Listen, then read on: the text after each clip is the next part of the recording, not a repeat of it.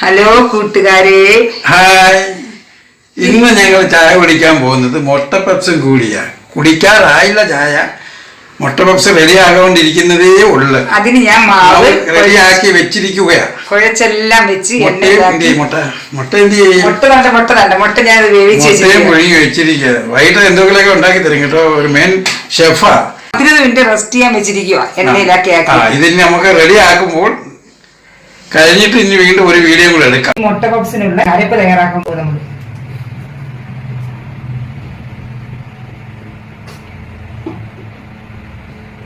പാനിലേക്ക് നമ്മൾ കുറച്ച് വെളിച്ചെണ്ണ ഒഴിച്ച് ഇനി നമ്മൾ അരിഞ്ഞു വെച്ചിരിക്കുന്ന ഉള്ളി വേവിക്കുക.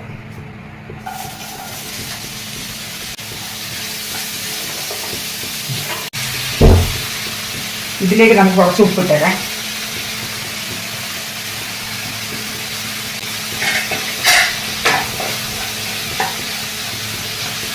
വഴറ്റിക്കൊണ്ടിരിക്കുന്ന ഉള്ളിയിലേക്ക് നമുക്ക് ഇഞ്ചി വെളുത്തുള്ളി ചതച്ച് വെച്ചിരിക്കുന്നത് അതിടാം. പച്ചമുളക് ചെറുതായിട്ട് അരിഞ്ഞ് വെച്ചിരിക്കുന്നത് അതിനാണ്. ഒരു കൊണ്ട് കരിയാപ്പില.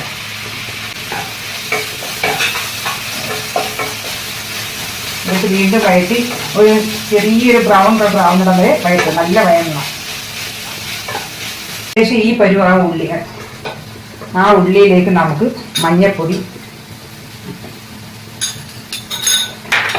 മുളക് പൊടി, കാശ്മീരി മുളക് പൊടിയാ 1 സ്പൂൺ, പൊടി 1 സ്പൂൺ, ഗരം മസാല പൊടിച്ചത് അത് 1 സ്പൂൺ. എന്നിട്ട് നല്ലപോലെ ഇളക്കി യോജിപ്പിക്കും. നല്ലപോലെ ഇളക്കി. എരി ആവശ്യത്തിന് ഇച്ചിരി കൂടുതൽ വേണമെന്നുള്ളവർക്ക് വൈദ്യാക്കാം. എന്നിട്ട് അതിനകത്ത് കുറച്ച് വെള്ളം ഒഴിച്ച് നമുക്ക് 5 മിനിറ്റ് വേവിക്കാം.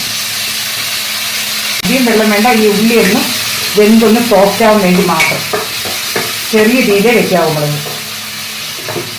അടച്ച് ഒരു 5 മിനിറ്റത്തേക്ക് നമുക്ക് അടച്ചെടുക്കാം. അത് നല്ലതുപോലെ പരത്തിയെടുക്കേ. ഏകദേശം ഈ രീതിയിൽ നമുക്ക് നല്ലപോലെ പരത്തിയെടുക്കണേ.